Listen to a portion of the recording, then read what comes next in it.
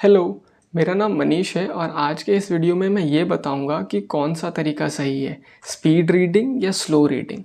बहुत साल पहले एब्राहम लिंकन जी ने एक बात ये कही थी कि अगर आप मुझे 8 घंटे अ, एक पेड़ का तना काटने के लिए दोगे तो लगभग मैं एक अच्छा टाइम उसमें एक बहुत बड़ा टाइम मैं अपनी कुल्हाड़ी को शार्पन करने के लिए लगाऊंगा।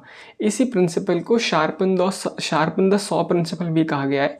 ये principle the 7 habits of highly effective people किताब, स्टीफन कोवे की किताब में 7th प्रिंसिपल यही है।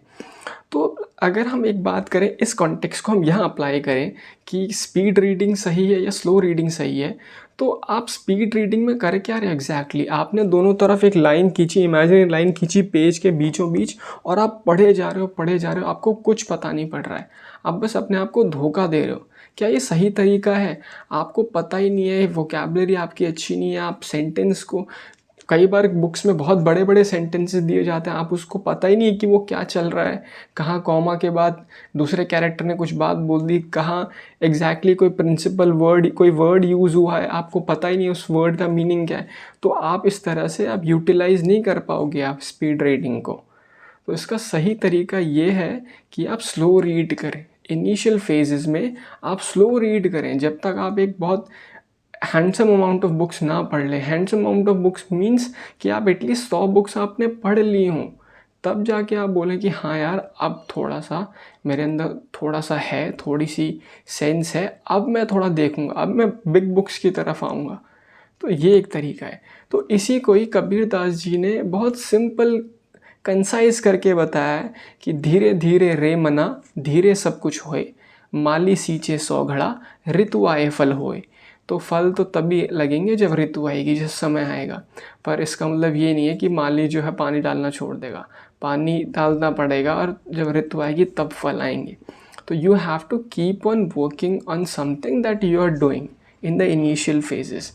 और इसके साथ साथ मैं ये बोलूँगा कि जब आप स्पीड रीड या जो भी आप रीड कर रहे हैं, इस बात को मैंने पहले के वीडियोस में भी बोला है कि आप इंश्योर करें कि आप बहुत ध्यान से पढ़ रहे हैं।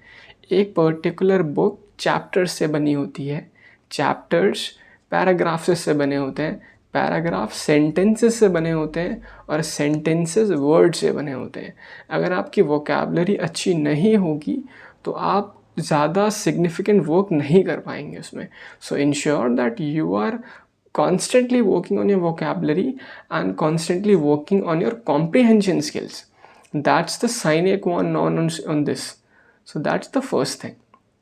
After that, अगर हम स्लो रीडिंग और फास्ट रीडिंग के बीच में आए, या स्लो रीडिंग और स्पीड रीडिंग के बीच में आए, तो बेस्ट तरीका है मॉडरेट रीडिंग।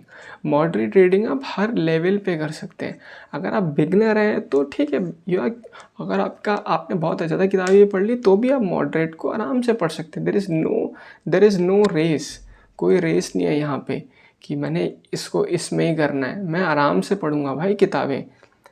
मेरे को कोई वो नहीं है कि लगा हुआ कि मैं कुछ करना है। भाई यार, मैं किताब पढ़ रहा हूँ, अगर वो किताब मेरे को समझने नहीं आ रही तो there is no point of reading that book.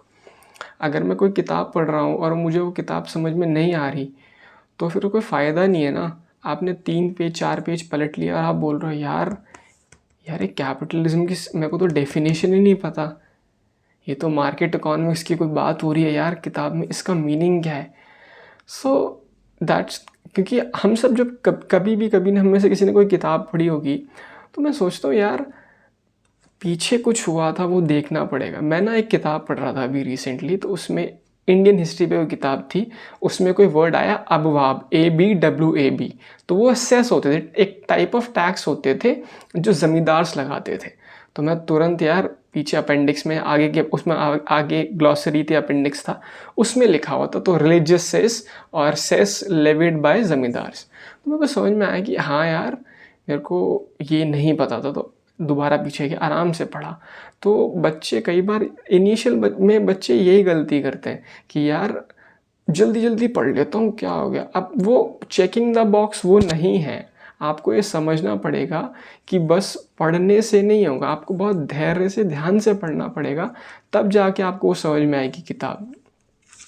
और मैंने इसके बारे में एक कोट भी पढ़ा था कि जब आप तो हम किताब से बात करते हैं या हम कुछ पढ़ रहे हैं, किताब से बात कर रहे हैं या फिर वर्ड से बात कर रहे हैं, but the magic happens when book starts talking to you.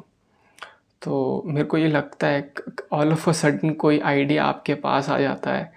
तो ये बुक्स की बेस्ट पार्ट यही है, बुक्स का बेस्ट पार्ट ये है, ऑल ऑफ अ सडन ये एक मैजिक मूवमेंट होता है कि भाई अचानक मैंने कोई आइडिया पढ़ा था 10 साल पहले और वो अचानक मेरे पास आ गया कि यार मैंने पढ़ा तो था कुछ ना कुछ, इट रिंग्स अ बेल कि हाँ यार कुछ हुआ था।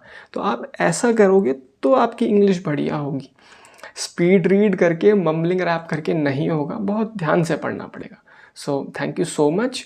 और इस वीडियो में मैंने एक किताब बताई 7 habits of highly effective people, और इसके बाद इसकी एक साथ एक और किताब है, इसका नेक्स्ट किताब है the 8th habit from effectiveness to greatness. बहुत अच्छी किताब है, आपको अच्छा लगे तो ज़रूर पढ़ें, समय मिले तो ज़रूर पढ़ें। Thank you so much and have a wonderful day. Bye.